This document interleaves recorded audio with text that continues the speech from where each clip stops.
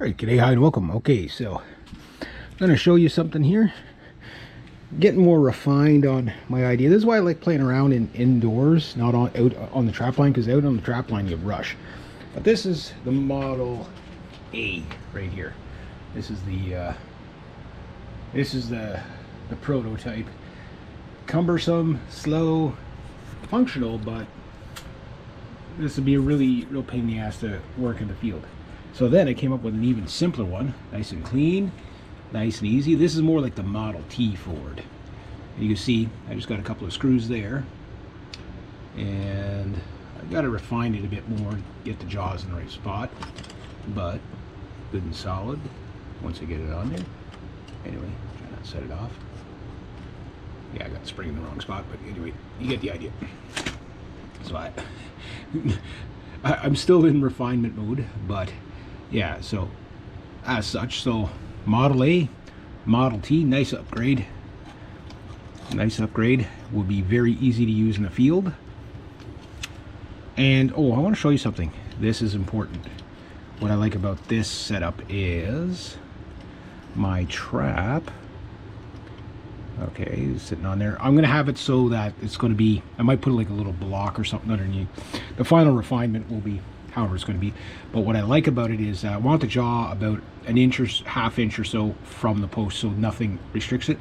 But you see, the spring here supports the back jaw, which also has, it supports the trap, stiffens it up, which is number one.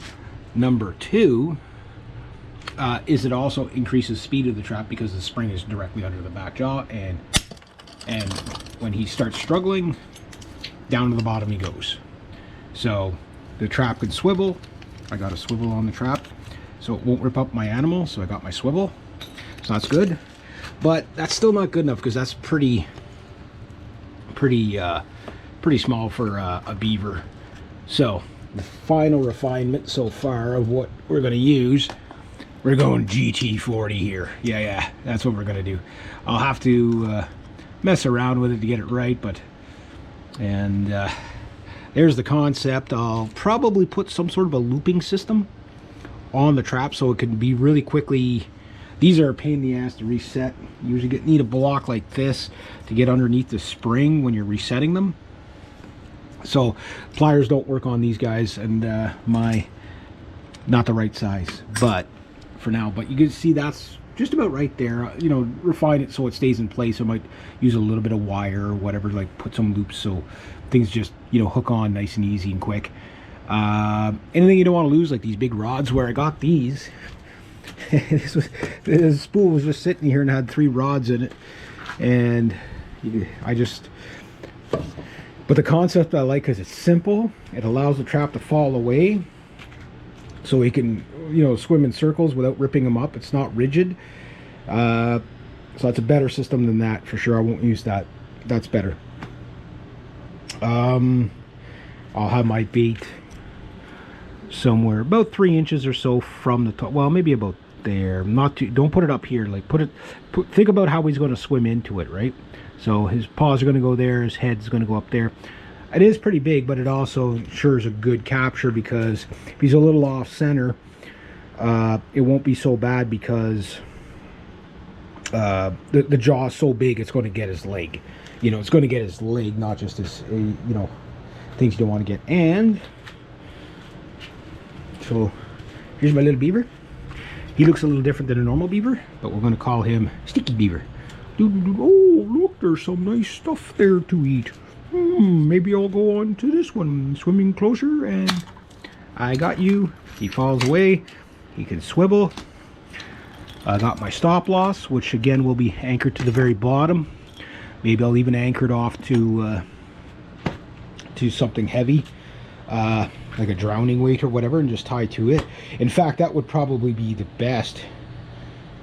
Simpler is better. Simpler is better, but yeah, the GT40 method here is going to be so this will be usable in a lot of ways. Now what I'd like to do is maybe put something threaded on here so I don't lose this, because the beaver's going to trash all this. But the other thing too is if I have this kind of sitting separate away from it and he pulls it off, he's less likely to trash the post. You know what I mean? Now, mind you, the other beavers are going to come and chew through the post, because that's where, like, as soon as this guy's dead, that's going to be willed to the next beaver. You know what I mean? So I'm going to lose that. So I like that concept, nice and easy for reloading the bait. Again, just a hole right through it. And when I want to rebait, I can just, you know, flip the wire back like that and just whatever. So I'm going to make sure when you put it in that it's more solid, so maybe hook it a bit, because the beaver is just going to come along, he's just going to pull it right out of there. Goes right through, wire there, about 4 inches or so above the jaw. That's just probably just about right. 2 screws, if you can get the longer the screws the better. It's about a number 4. Is this a number 4? A Victor or a Duke? I think it's a Duke, number 4. It is legal for me to use drowning sets in my area. Maybe you're not legal to. Make sure your trap does have a stop loss on it, or the way these things work is that when the slide catch stop loss, this is more of a stop loss. Slide catch is a little different, but the concept is that you want a swivel on there as well, so that your trap bind it up in the chain, swivel so it doesn't chew up the leg. Plus, that while it swivels, the animal can't put proper tension to pull himself out of the trap. So, because it always has give, right? You always want everything to have give.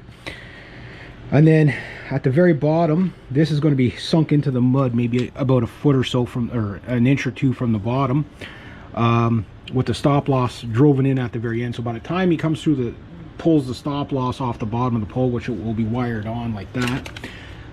So you get the idea. So just hooked on there, wired on there. He's going to pull that apart pretty easy, but it's a few more seconds. And the longer it takes him to get it, pull things free, the sooner he's going to drown.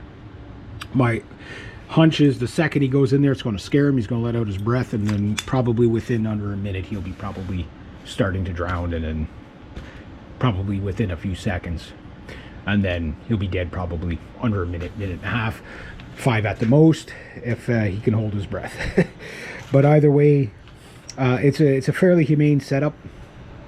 Not as quick as the kill setups of the conibears, but for the beaver blitzkrieg, I won't be able to put out as many. My 20 of these is now gone down to about 5 or 10. I will use the double springs. I like the concept of the single spring bigger ones, because the concept I like is that the bigger spring, the bigger jaw has a better capture rate. And if you get like a 75-pound beaver in there, which is not, I mean, my biggest beaver was, I had one that was 72 pounds and I had one that was 84. That guy was big. And I guess I better wrap this up, but the point is that yeah, you know, you want to make sure it's going to hold them. So I just don't think these those would be okay for muskrats and stuff like that, but I think that's just a little bit too small for the beaver. And you don't want to be, you know, getting them on by the fingers or whatever. That's going to catch them by the paw. You know, you want to, you know, that's probably the minimum I'd go. That's about, when the pan's sitting up there, you're about just about the 3-inch mark. This one you're sitting a little bit higher, maybe 3.5 from the pan. So the pan's sitting up. Yeah, maybe about 3.5 when the pan's sitting up. So that's not too bad. Make sure your pans are sitting fairly level. If they're sitting way up like that, don't use that trap. It'll result in a late capture. You don't want your pan sitting like this. You don't want your pan sitting like this. You want it dead level. So some of these traps are really old, so therefore, like this trap, it sprung too easily. I think that, I guess maybe I'll work the pan a bit and the dog. Maybe the dog, like they wear out, right? They wear out, and plus those traps are probably as old as I am. So, but I'll show you what else I got. Obviously, I'm not going to use the wolf trap underwater. That double spring unfortunately doesn't work properly. It's all bent up. I'll show you what I mean. Some of these older traps, the metal's a little bit inferior. You can see it's all bent up there. But I can probably cannibalize that dog, because this right here, because I need a longer one on my wolf trap.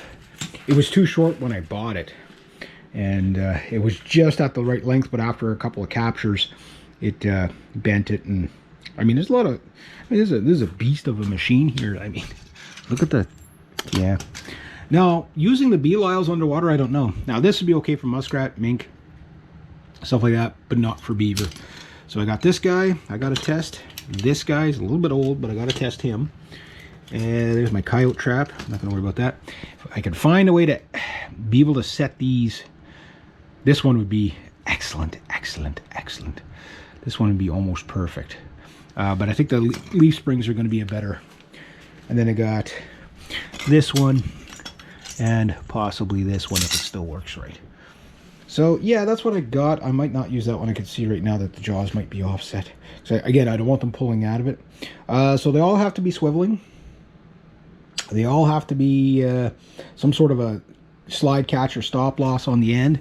Stop loss, again, you put it, it goes down, and when they pull up, it snags, right? So when they pulling up, you put your, you got to angle it right, but when they pull up, it just like it kind of like creates a resistance and it snags. And then I might just add something heavy to it, like a brick or whatever, just to keep him off the top or off the bottom of the ice when he's drowned, so that he's not frozen to the bottom of the ice, because that could be a real pain in the ass getting him out of there. I'd have to make the hole bigger than what I'd want. Anyway, there we go.